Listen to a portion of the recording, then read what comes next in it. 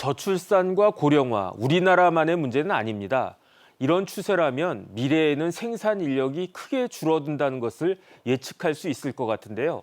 동시에 정년 퇴직을 앞둔 분들 상당수가 은퇴한 뒤의 노후를 걱정하는 것이 현실입니다. 노동력 부족 해결과 노령 근로 장려에 나선 각국의 움직임에 대해 오건호 내가 만드는 복지국가 정책위원장님과 이야기 나누어 보도록 하겠습니다. 위원장님 안녕하셨습니까? 예, 안녕하세요. 네. 참 연금으로 생활하기가 빠듯한데 그러니까 일을 할 수밖에 없었는데 일을 했다라고 해가지고 오히려 연금이 깎인다? 제가 아직 연금 받진 않지만 이러면 되게 억울할 것 같다 이런 생각이 드는데 최근에 일본이 이런 고령자 연금 감액 제도를 수정하겠다 이렇게 발표했다면서요? 예, 우리나라 국민연금도 갖고 있는 제도인데요. 네네. 이게 노령연금 중에서 재직자 노령연금이라 그래서 노령연금 수급권을 갖고 있지만 이래서 소득이 발생하면 네네.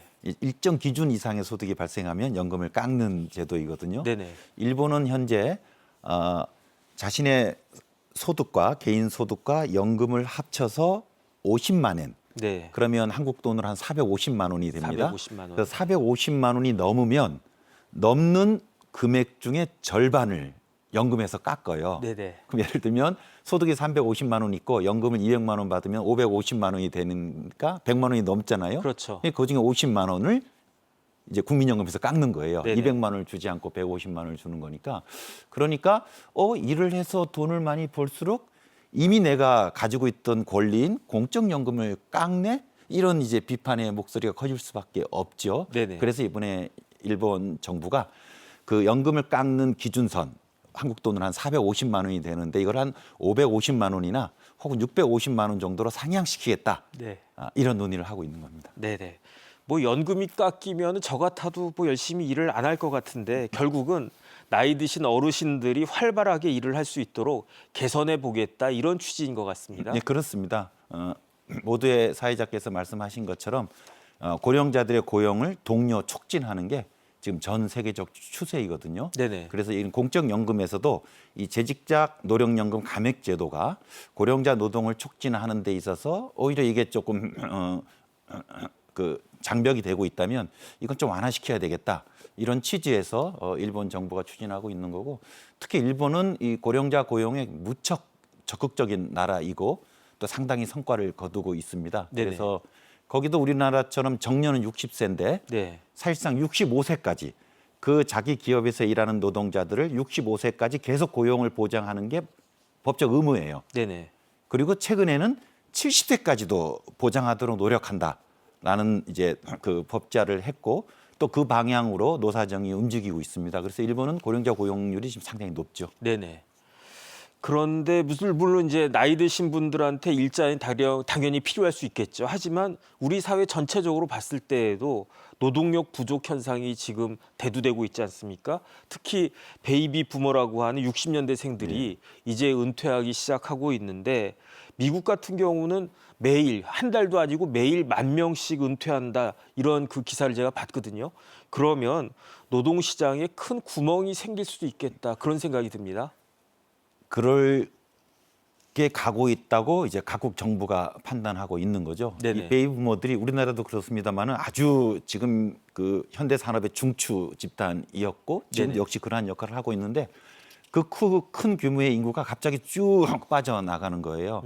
그리고 이분들이 상당한 숙련을 갖고 있는 분들이거든요. 그렇겠죠. 그래서 전체적인 생산 인구의 감소, 이게 저출생하고 또 같이 결합되다 보니까 네네. 생산 인구의 감소 그리고 숙련 노동자들의 이탈, 전체적으로 생산성 하향 이런 약간 악순환의 문제에 빠지게 된 겁니다. 그래서 이거를 끊기 위해서는 당연히 이제 저출산 문제도 대응해야 되겠지만 지금 은퇴하는 고령 노동자들을 계속 일을 할 수 있게 만들어야 되겠다. 네네. 이게 노동시장에서 그 구멍을 메꾸는데 가장 핵심 과제로 지금 대두되고 있는 겁니다. 네네.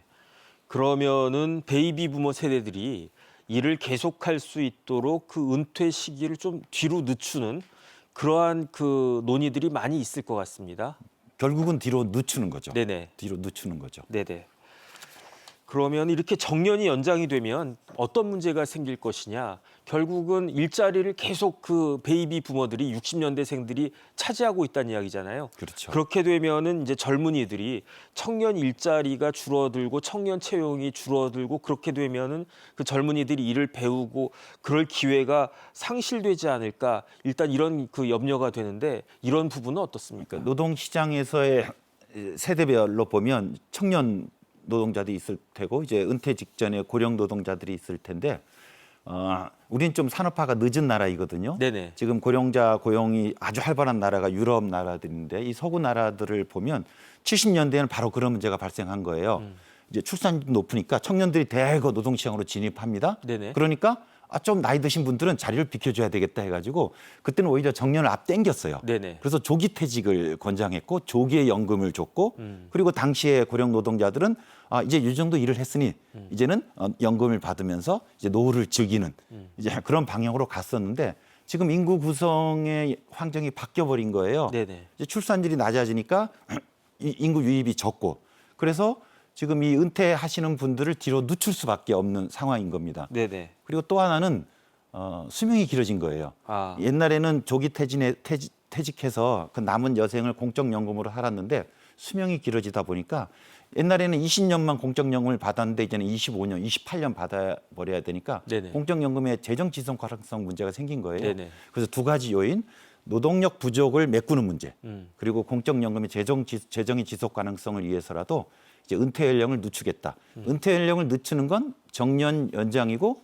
연금에서는 수급 개시 연령을 또 뒤로 늦추는 거와 같이 한 패키지로 되어 있는 겁니다. 네네.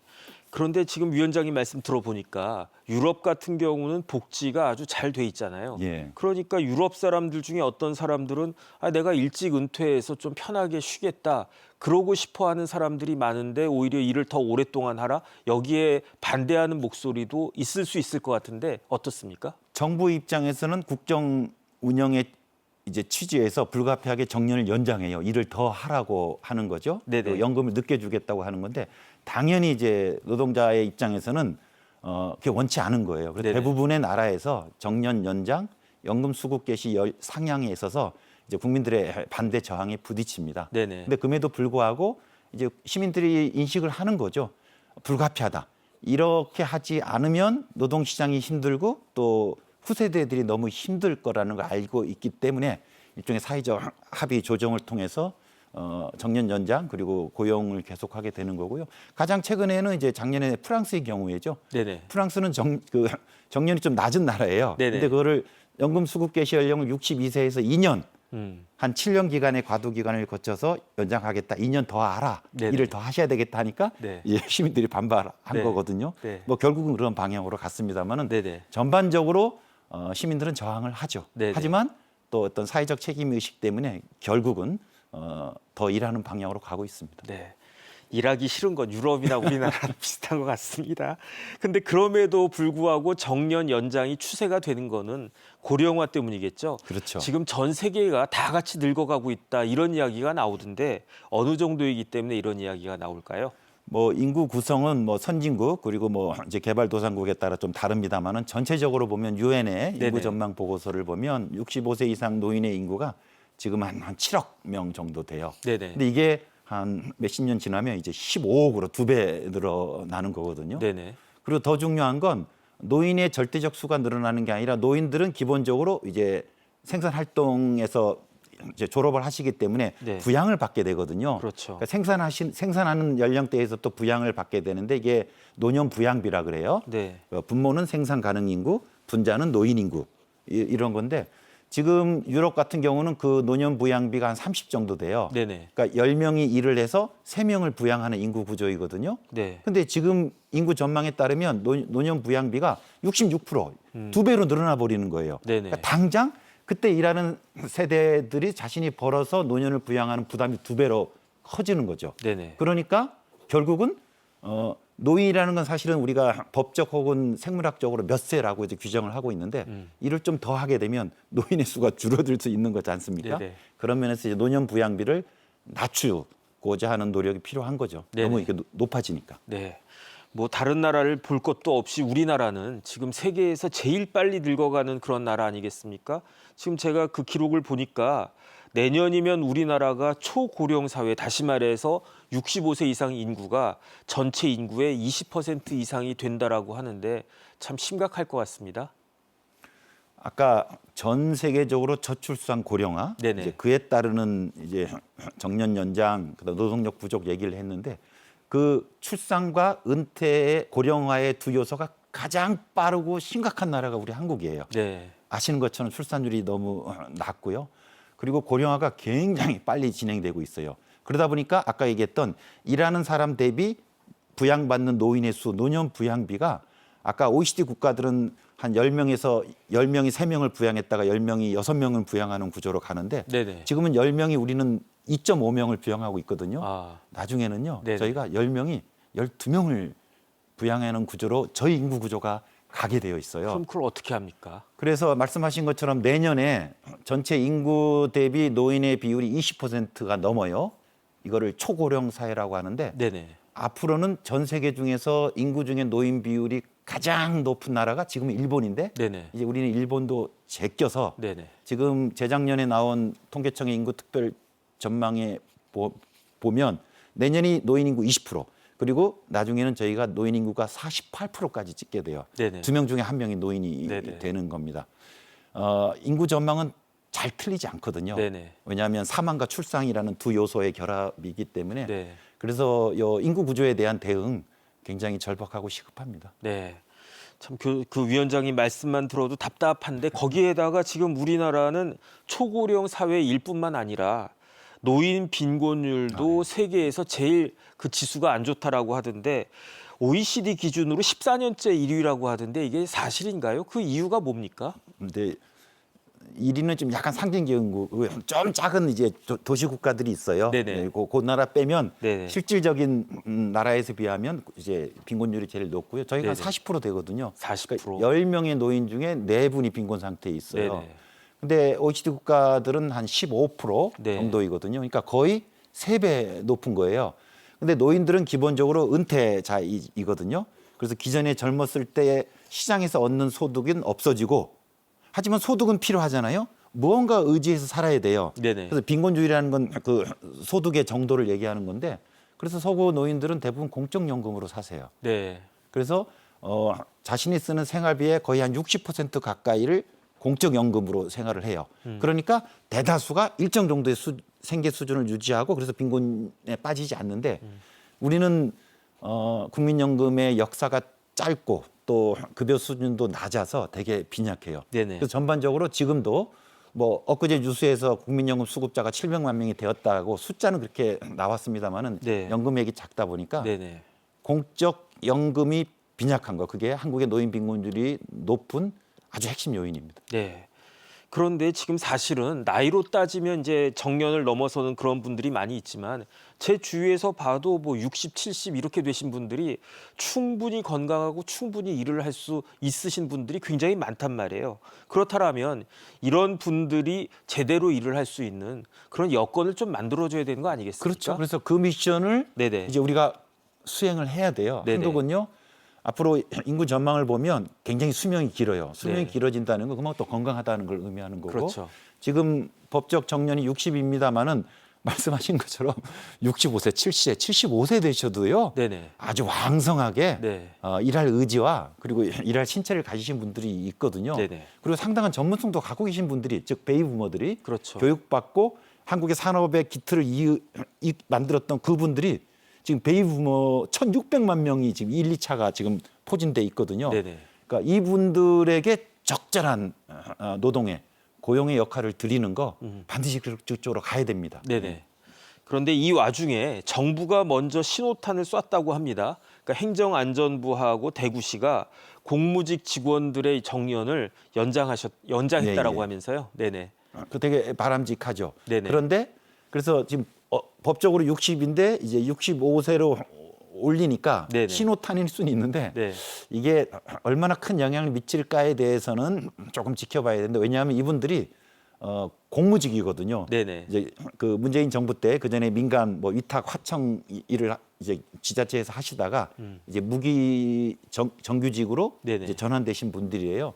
그래서 임금 수준이 높지가 않아요. 네네. 그래서 이분들은 또 사실 60 넘어도 재고용돼서 일을 하시는 실제 상황이거든요. 네네. 그래서 형식은 이제 65세로 정년이 연장되지만 실질적으로 지자체 입장에서 노동 비용이 추가로 더 많이 들지도 않아요. 네네. 그리고 이분들은 예전에 일했던 것에 좀 이제 고용 안정성을 갖고 일하는 거죠. 네네. 근데 우리가 실질적인 정년 연장은 정년 연장으로 인해서 일정한 변화가 생기는 거거든요. 예를 들면 기업의 입장에서는 부담이 더 커질 수도 있거든요. 네네. 그러니까 그런 부담이 커지는 것을 우리가 어떻게 헤쳐나갈 것인가. 이게 과제인데 지금 행정안전부 그리고 대구시가 촉발해가지고 많은 지자체에서 특히 이제 공무 노동자 분들을 정년 연장하는데 약간 특수한 직종이다 보니까 신호탄은 되겠습니다만은 본격적인 정년 연장의 논의까지 아직 들어갔다고 보기는 좀 어려울 것 같아요. 네네. 이렇게 이제 그 고용이 연장되는 것은 이제 필요하다라고 인정이 예. 될 수 있는데 그래도 역시 청년들 입장에서 생각해 볼 때 그다음에 그 노동력을 그 수요하는 그 기업들 입장에서 생각해 볼 때는 어떤 고민들이 있을까요? 기업은 당연히 추가 부담을 생각하겠죠. 네네. 근데 저희가 정년 연장이 어려운 게 이게 다른 나라들은 대부분 다 정년 연장을 하고 있거든요. 네네. 약간의 진통은 있지만 사회적 합의와 조정을 통해서. 근데 우리는 진통이 크고 무척 어려워요. 그게 뭐냐 하면 한국의 노동시장 구조의 특수성이에요.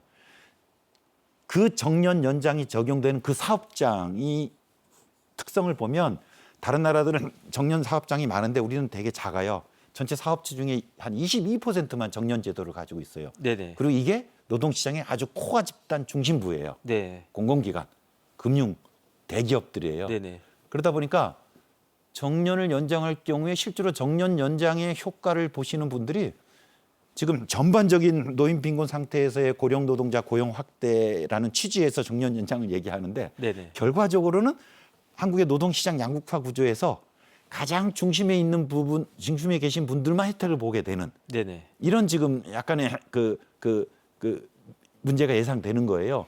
그러다 보니까 정년 연장이 불가피하고 하긴 해야 되는데 실제로 하려다 보니까 이런 이제 난맥상에 빠지는 거고 당장 기업의 입장에서는 또 하나 문제가 기업의 입장에서는 지금 정년에 있는 사업장의 특성이 임금 체계에서 연공급이 강하거든요. 네네. 그러니까 꽤 이제 노동 비용이 많이 소요되는 노동자들인 거거든요. 네네. 그러다 보니까 그냥 은퇴하게 하고 그 비용으로 청년을 더 고용하는 게 낫겠네라는 생각이 당연히 들 수 있거든요. 네네. 그런 면에서 노동시장 구조, 임금 체계 이런 것들이 같이 결합해서 논의될 필요가 있습니다. 네, 뭐 임금 피크제 같은 것들이 있어도 예, 예. 아직은 좀 부족한 면이 있지 않나 그런 생각이 듭니다. 그런데 고령자들의 고용이 필요하다라고 하는 것은 노사정 모두가 한 마음인 것 같아요. 왜냐하면 일단은 우리나라 같은 경우 특히 노인 빈곤 문제가 해소가 돼야 되는 거고, 그다음 두 번째로 생산성, 특히 이제 성장 동력 확보를 위해서 이렇게 그 고령자 고용이 필요하다 이 생각은 맞는 것 같은데 이런 부분들에 대해서 위원장님 생각은 어떠십니까? 그러니까 다른 나라에 비해서도 특히 이제 고령자 고용 확대 정년 연장이 좀 우리가 어려운 환경이에요. 네네. 그럼에도 불구하고 넘어야 될 산이거든요. 저는 일단 고령자 고용의 확대를 정년 연장도 필요하긴 한데 네네. 그 정년 연장의 기대 효과가 다른 나라에 비해서는 우리는 작으니까 정년 연장을 포괄할 때 이게 계속 고용이라는 영역으로 확장시켜야 돼요. 이건 뭐냐면 정년 사업장이 아닐지라도 네네. 내가 어떤 일을 하고 60이 돼서 은퇴를 하게 되는데 이 일이 이 회사에서는 계속 필요해요. 네네. 그러면 그 회사는 그 노동자를 계속 고용을 하도록 의무를 부여하는 겁니다. 네네. 이게 많은 나라에서 시행하고 있고 일본이 전형적인 나라이거든요. 지금은 60세가 되면 그 일이 있음에도 불구하고 무조건 나가서 다른 직종 전환을 해야 되는 거거든요. 네네. 오히려 사회적 비용이 더 듭니다. 네네. 그래서 정년 연장을 포함해서 계속 고용의 의무화 이런 법 제도의 확립이 저는 되게 중요하다고 보고 네네. 또 하나는 당연히 일부 직종이나 일부 노동자에 있어서는 기업들의 그 노무 부담이 더 커질 수 있어요. 네네. 그러니까 그들이 이제 소극적인 거거든요. 네네. 그런 면에서 어떤 임금 체계의 개편을 통해서 또 그런 임금 수준에 대한 좀 하향 조정 필요성 이런 것들로 해서 노사가 같이 가고 또 당연히 다른 나라들도요 고용자 고용을 촉진할 때 정부의 막대한 지원이 들어갑니다. 네. 고령자 고용할 때 일정한 지원금을 주는 건데 우리나라에서 있긴 있는데 너무 약해요. 네네. 그래서 좀 대대적인 지원. 사실 이게 노사정 공동 프로젝트예요. 네네. 고령자 촉진, 고용 촉진이라는 게 그게 필요합니다. 네. 우리나라도. 마지막으로 한 가지만 더 질문을 드리겠습니다. 특히 우리나라는 노인 빈곤율 문제가 굉장히 심각하잖아요. 이 노인 빈곤율 해결을 위해서 어떤 일을 해야 되겠습니까? 뭐 노사정 모두가 한 마음으로 어떤 대책을 마련해야 될 것 같습니까? 그러니까 노인 빈곤율이 높은 이론적 원인은 밝혀졌어요. 네네. 공적연금이 부족한 건데. 공적연금. 근데 문제는 공적연금을 갑자기 늘릴 수 없는 거거든요. 국민연금은 가입 기간이 쌓여야 되는 건데 네네. 이게 역사가 짧아서의 문제예요. 네네. 그래서 노인 빈곤율의 획기적인 개선은 구조적으로 어렵습니다. 네네. 하지만 개선은 해야 되겠죠. 네. 그래서 공적연금 중에서 가입 기간의 독립적인 기초연금이거든요. 저는 기초연금의 인상이 좀 필요하다고 보고요. 네네. 또 하나는 시장 소득이 같이 결합되어야 돼요. 네네. 그런 면에서 계속 고용의 의무화, 저는 이게 꼭 필요하다고 보고요. 또 하나는 반드시 은퇴자들이 기존의 경쟁적 노동 시장에까지 갈 필요는 없어요.